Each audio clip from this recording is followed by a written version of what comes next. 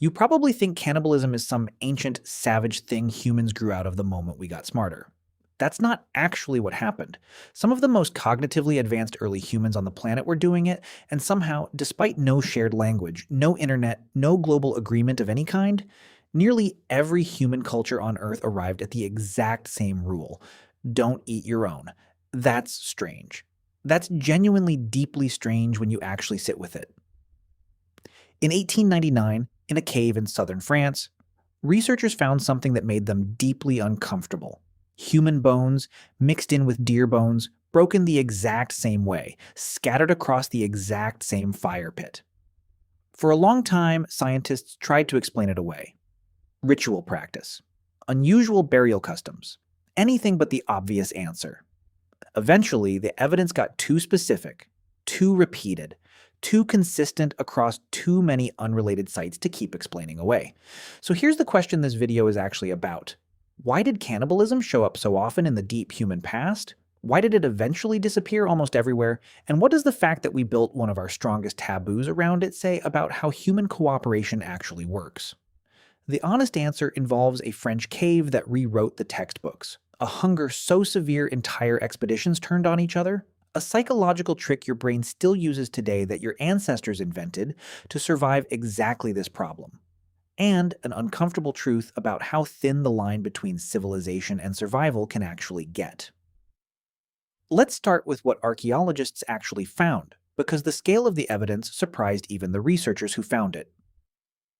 At a site called Moula-Guercy in France, dated to roughly 100,000 years ago, researchers discovered Neanderthal bones bearing cut marks identical to the marks left on the bones of deer and other game animals found at the exact same site. Not random damage. Not animal scavenging after death. Precise, deliberate cuts in the same locations a butcher would target to remove muscle tissue. The skulls had been opened. The long bones had been cracked, the exact way you'd crack open a bone to get at the marrow hidden inside. This wasn't an isolated freak discovery either. Similar evidence has since turned up at sites in Spain, in England, even deep in caves across the Americas, separated by tens of thousands of years and thousands of miles, with populations that had zero possible contact with each other. That detail matters more than it might first seem. When you find the same unusual behavior showing up again and again across populations that never met, never traded ideas, never shared a single word of language with each other, you're not looking at one strange tribe with one disturbing habit. You're looking at something that emerged independently, over and over because the underlying pressure that caused it was universal. So what was that pressure? The uncomfortable answer is the simplest one. Hunger. Real hunger, the kind almost nobody alive today has ever actually experienced, doesn't behave the way you'd expect from the outside. It doesn't politely wait. It rewires decision-making entirely, narrowing every choice down to a single overriding question. How do I survive the next 24 hours? Researchers studying documented cases of extreme survival cannibalism, from shipwreck survivors to stranded expeditions, have found a remarkably consistent pattern. It's almost never the first response to hunger. It's the last one. It shows up only after every other option has been exhausted, after the body has already begun consuming its own muscle and fat reserves, after death from starvation has become a near certainty rather than a distant risk. The infamous case of the Donner Party in 1846, a group of American pioneers trapped by snow in the Sierra Nevada mountains for months, is one of the most thoroughly documented examples in modern history. Of the roughly 87 people in the party, 41 died, many from starvation and exposure, before some survivors resorted to consuming the bodies of those who had already died. Survivor accounts describe weeks of resistance, desperate attempts to eat boiled leather, tree bark, anything that wasn't human before that final, devastating threshold was crossed. This pattern shows up again almost identically across unrelated cases separated by centuries. It's not about a lack of morality. It's about a body that has run out of every other option, making a decision that the mind would never make under any normal circumstance. So if survival cannibalism is this consistent, this predictable, this universally tied to extreme starvation rather than casual practice, an obvious question follows. If it was sometimes a viable survival strategy, why did human cultures spend thousands of years building increasingly strict rules against it? This is where the story gets genuinely interesting, because the answer isn't really about disgust or morality arriving from nowhere. It's about something far more practical: group survival math. Anthropologists studying small scale hunter gatherer societies have long pointed out that human survival has never really been an individual project. A lone human, even a strong, healthy one, is remarkably vulnerable. No claws built for serious damage, no significant size advantage over most predators, no fur thick enough to survive a hard winter alone. What humans had instead was each other. Coordination, shared food, shared defense, shared knowledge passed down across generations. A taboo against eating other humans, especially members of your own group, isn't just a moral nicety bolted on after the fact. It's a piece of social infrastructure. If you can be eaten by your own tribe the moment resources get scarce, trust collapses instantly. Cooperation collapses with it. And a group that can't trust each other during hard times is a group that doesn't survive hard times at all. There's also a far more practical, far less discussed danger lurking underneath all of this, one that almost certainly shaped this taboo just as powerfully as any social pressure did: disease. Researchers studying a condition called kuru discovered among the Fore people of Papua New Guinea in the 20th century found a horrifying mechanism at work.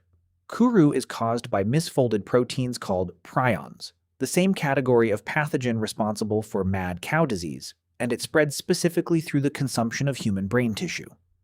Communities practicing ritual cannibalism involving the brain experienced devastating outbreaks of a fatal neurological disease, one that could take years to even show symptoms after exposure. Populations that avoided eating other humans, for whatever reason, whether moral, religious, or simply instinctive disgust, would have been completely shielded from this specific, brutal threat without ever understanding the biological reason why. Evolution doesn't need you to understand a danger to select against the behavior that causes it. It just needs the behavior to be costly enough, often enough, for a tendency to avoid it to spread through a population over generations. So you likely have two powerful forces converging on the exact same outcome: a social pressure favoring trust and cooperation within the group, and a biological pressure punishing the specific danger of consuming human tissue. Different mechanisms. Same destination. An increasingly strong taboo, reinforced from multiple directions at once, eventually becoming close to universal. Here's the part that should genuinely change how you think about your own gut reactions. That feeling of visceral disgust you have right now just from hearing this topic discussed isn't random, and it isn't taught to you the way table manners are taught. Researchers studying disgust as a psychological category have found it functions as one of the most ancient, hardwired alarm systems in the human brain, specifically calibrated to keep you away from things that have historically carried serious survival costs. Rotten food, bodily fluids, and sitting right at the extreme end of that same system, the thought of eating another human being. You didn't have to be taught to recoil from that idea. Your brain came preloaded with the reaction, the exact same way it came preloaded with a fear of snakes you'd never personally encountered. Thousands of generations of selection pressure left a permanent mark on how your mind responds to one specific, narrow category of behavior, long before you were ever old enough to be told it was wrong. So the next time that feeling of disgust shows up, recognize it for what it actually is. Not some abstract moral lesson absorbed from a textbook. A genuinely ancient piece of cognitive machinery, built by exactly the same pressures that built the taboo in the first place, still running quietly in your skull every single day, protecting you from a threat your ancestors faced far more often than you'd probably like to imagine. Cannibalism in the human past wasn't some bizarre aberration confined to a handful of savage outliers. It showed up, independently, again and again, wherever survival pressure pushed hard enough. And the taboo that eventually replaced it wasn't an accident either. It was one of the earliest, most successful pieces of social technology our species ever built, stitched together from trust, from cooperation, and from a disease none of them even knew existed. The line between civilization and survival has always been thinner than we like to admit. The fact that you've never had to find out exactly how thin isn't proof that you're different from your ancestors. It's proof you've simply never been tested the way they were.